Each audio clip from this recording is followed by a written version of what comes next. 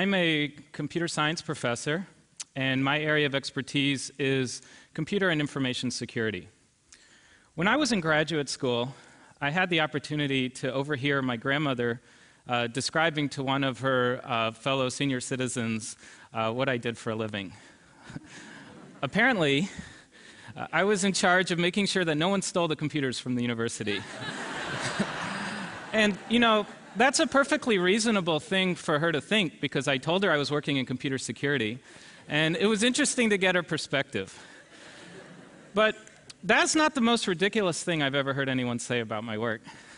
The most ridiculous thing I ever heard is I was at a dinner party, and a woman heard that I work in computer security, and she asked me if, she said her computer had been infected by a virus, and she was very concerned that she might get sick from it, that she could get this virus.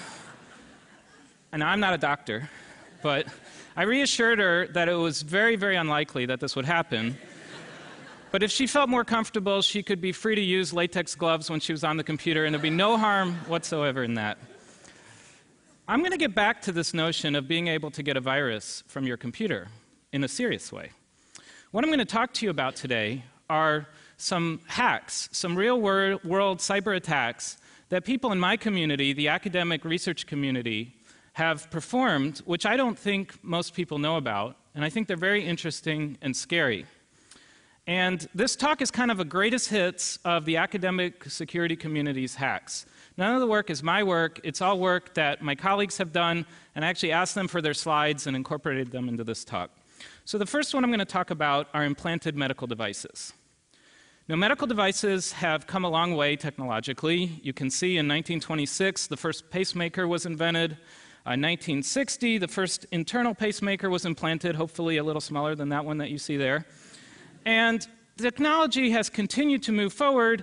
In 2006, we hit an important milestone from the perspective of computer security. And why do I say that? Because that's when implanted devices inside of people started to have networking capabilities. One thing that brings us close to home is we look at Dick Cheney's device. He had a device that pumped blood from an aorta to another part of the heart, and as you can see at the bottom there, it was controlled by a computer controller. And if you ever thought that software reliability was very important, get one of these inside of you. Now, what a research team did was they got their hands on what's called an ICD. This is a defibrillator, and this is a device that goes into a person to control their heart rhythm. And these have saved many lives. Well, in order to not have to open up the person every time you want to reprogram their device or do some diagnostics on it, they made the thing be able to communicate wirelessly. And what this research team did is they reverse engineered the wireless protocol, and they built the device you see pictured here with a little antenna that could talk the protocol to the device and thus control it. In order to make their experience real, they were unable to find any volunteers, and so they went and they got some ground beef and some bacon, and they wrapped it all up to about the size of a human being's area where the device would go, and they stuck the device inside it to perform their experiment somewhat realistically. They launched many, many successful attacks. One that I'll highlight here is changing the patient's name. I don't know why you would want to do that, but I sure wouldn't want that done to me. And they were able to change therapies, including disabling the device. And this is with a real commercial off-the-shelf device, simply by performing reverse engineering and sending wireless signals to it. There was a piece on NPR that some of these ICDs could actually have their performance disrupted simply by holding a pair of headphones onto them. Now, wireless and the internet can improve healthcare greatly. There are several examples up on the screen of situations where doctors are looking to implant devices inside of people, and all of these devices now, it's standard that they communicate wirelessly. And I think this is great, but without a full understanding of trustworthy computing, and without understanding what attackers can do and the security risks from the beginning, there's a lot of danger in this. Okay, let me shift gears and show you another target. I'm going to show you a few different targets like this, and that's my talk. So we'll look at automobiles. This is a car, and it has a lot of components, a lot of electronics in it today. In fact, it's got many, many different computers inside of it, more Pentiums than my lab did when I was in college. And they're connected by a wired network. There's also a wireless network in the car, which can be reached from many different ways. So there's Bluetooth, There's the FM and XM radio. There's actually Wi-Fi. There are sensors in the wheels that wirelessly communicate the tire pressure to a controller on board. The modern car is a sophisticated multi-computer device. And what happens if somebody wanted to attack this? Well, that's what the researchers that I'm going to talk about today did. They basically stuck an attacker on the wired network and on the wireless network. Now, they have two areas they can attack. One is short-range wireless, where you can actually communicate with the device from nearby, either through Bluetooth or Wi-Fi. And the other is long-range, where you can communicate with the car through the cellular network or through one of the radio stations. Think about it, when a car receives a radio signal, it's processed by software. That software has to receive and decode the radio signal and then figure out what to do with it, even if it's just music that it needs to play on the radio. And that software that does that decoding, if it has any bugs in it, could create a vulnerability for somebody to hack the car. The way that the researchers did this work is they read the software in the computer chips that were in the car, and then they used sophisticated reverse engineering tools to figure out what that software did, and then they found vulnerabilities in that software, and then they built exploits to exploit those. They actually carried out their attack in real life. They bought 2 cars, and I guess they have better budgets than I do.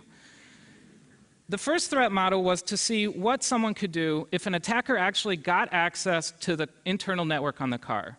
Okay, so think of that as someone gets to go to your car, they get to mess around with it, and then they leave, and now what kind of trouble are you in? The other threat model is that they contact you in real time over one of the wireless networks like the cellular or something like that, never having actually gotten physical access to your car. This is what their setup looks like for the first model, where you get to have access to the car. They put a laptop and they connect it to the diagnostic unit on the in-car network. And they did all kinds of silly things, like here's a picture of the speedometer showing 140 miles an hour when the car's in park. Once you have control of the car's computers, you can do anything. Now you might say, okay, that's silly. Well, what if you make the car always say it's going 20 miles an hour slower than it's actually going? You might produce a lot of speeding tickets. Then they went out to an abandoned airstrip with 2 cars, the target victim car and the chase car, and they launched a bunch of other attacks.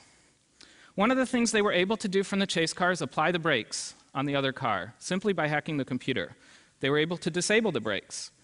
They also were able to install malware that wouldn't kick in and wouldn't trigger until the car was doing something like going over 20 miles an hour or something like that. The results are astonishing, and when they gave this talk, even though they gave this talk at a conference to a bunch of computer security researchers, everybody was gasping. They were able to take over a bunch of critical computers inside the car, the brakes computer, the lighting computer, the engine, the dash, the radio, etc. And they were able to perform these on real commercial cars that they purchased using the radio network. They were able to compromise every single one of the pieces of software that controlled every single one of the wireless capabilities of the car. All of these were implemented successfully. How would you steal a car in this model? Well, you compromise the car by a buffer overflow vulnerability in the software, something like that. You use the GPS in the car to locate it. You remotely unlock the doors through the computer that controls that, start the engine, bypass anti-theft, and you've got yourself a car. Surveillance was really interesting. The authors of the study have a video where they show themselves taking over a car and then turning on the microphone in the car and listening in on the car while tracking it via a GPS on a map. And so that's something that the drivers of the car would never know was happening. Am I scaring you yet?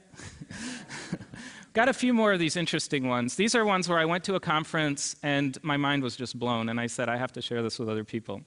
This was Fabian Monrose's lab at the University of North Carolina, and what they did was something intuitive once you see it, but kind of surprising. They videotaped people on a bus, and then they post-processed the video. What you see here in number 1 is a reflection in somebody's glasses of the smartphone that they're typing in. They wrote software to stabilize, even though they were on a bus and maybe someone's holding their phone at an angle, to stabilize the phone, process it, and you may know on your smartphone when you type a password, the keys pop out a little bit, and they were able to use that to reconstruct what the person was typing and had a language model for detecting typing. What was interesting is by videotaping on a bus, they were able to produce exactly what people on their smartphones were typing, And then they had a surprising result, which is that their software had not only done it for their target, but other people who accidentally happened to be in the picture, they were able to produce what those people had been typing. And that was kind of an accidental artifact of what their software was doing. I'll show you two more. One is P25 radios. P25 radios are used by law enforcement and all kinds of government agencies and people in combat to communicate. And there's an encryption option on these phones. This is what the phone looks like. It's not really a phone, it's more of a two-way radio. Motorola makes the most widely used one. And you can see that they're used by Secret Service, they're used in combat. It's a very, very common standard in the US and elsewhere. So one question the researchers asked themselves is, could you block this thing, right? Could you run a denial of service? Because these are first responders. So would a terrorist organization want to black out the ability of police and fire to communicate at an emergency? They found that there's this Girl-Tech device used for texting that happens to operate at the same exact frequency as the P25, and they built what they called My First Jammer. If you look closely at this device, it's got a switch for encryption or clear text. Let me advance the slide. And now I'll go back. You see the difference? This is plain text. This is encrypted.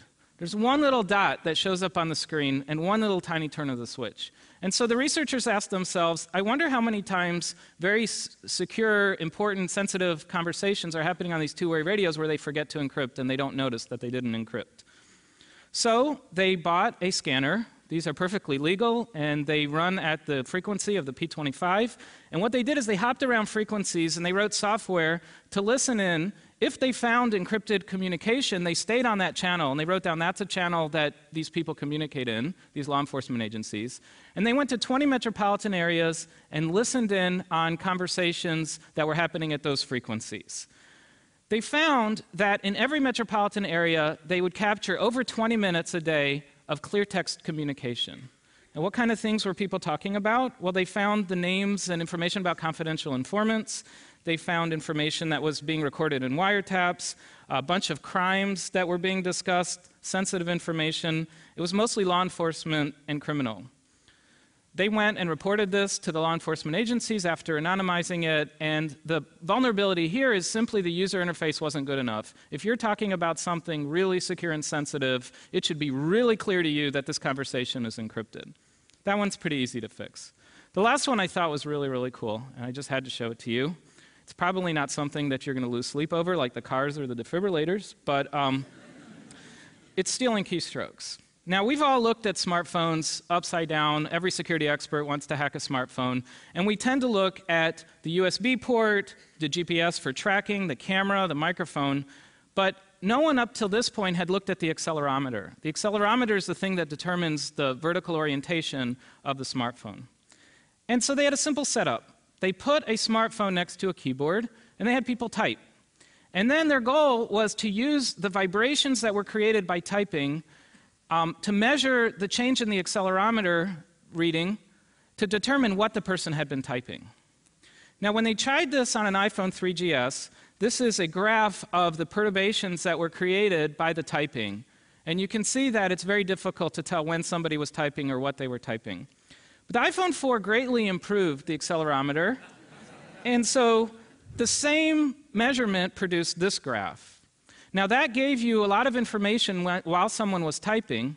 And what they did then is used advanced artificial intelligence techniques called machine learning to have a training phase. And so they got, most likely, grad students to type in a whole lot of things and to learn, to have the system use the machine learning tools that were available to learn what it is that the people were typing and to match that up with the measurements in the accelerometer. And then there's the attack phase where you get somebody to type something in, you don't know what it was, but you use your model that you created in the training phase to figure out what they were typing. They had pretty good success. This is an article from the USA Today. They typed in, the Illinois Supreme Court has ruled that Rahm Emanuel is eligible to run for mayor of Chicago, see I tied into the last talk, and ordered him to stay on the ballot. Now, the system is interesting because it produced Illinois Supreme, and then it wasn't sure. The model produced a bunch of options. And this is the beauty of some of the AI techniques, is that computers are good at some things, Humans are good at other things. Take the best of both. Let the human solve this one. Don't waste computer cycles. A human's not going to think it's the supreme might. It's the Supreme Court, right? And so together, we're able to reproduce typing simply by measuring the accelerometer. Why does this matter? Well, in the Android platform, for example, the developers have a manifest where every device on there, the microphone, et cetera, has to register if you're going to use it so that hackers can't take over it. But nobody controls the accelerometer. So what's the point? You can leave your iPhone next to someone's keyboard and just leave the room and then later recover what they did, even without using the microphone. If someone is able to put malware on your iPhone, they could then maybe get the typing that you do whenever you put your iPhone next to your keyboard. There's several other notable attacks that unfortunately I don't have time to go into, but the one that I wanted to point out was a group from the University of Michigan which was able to take voting machines, the Sequoia AVC Edge DREs that were going to be used in New Jersey in the election that were left in a hallway, and put Pac-Man on it. So they ran the Pac-Man game. What does this all mean? Well, I think that society tends to adopt technology really quickly. I love the next coolest gadget. But it's very important, and these researchers are showing that the developers of these things need to take security into account from the very beginning and need to realize that they may have a threat model, but the attackers may not be nice enough to limit themselves to that threat model. And so you need to think outside of the box. What we can do is be aware that devices can be compromised, and anything that has software in it is going to be vulnerable. It's going to have bugs. Thank you very much.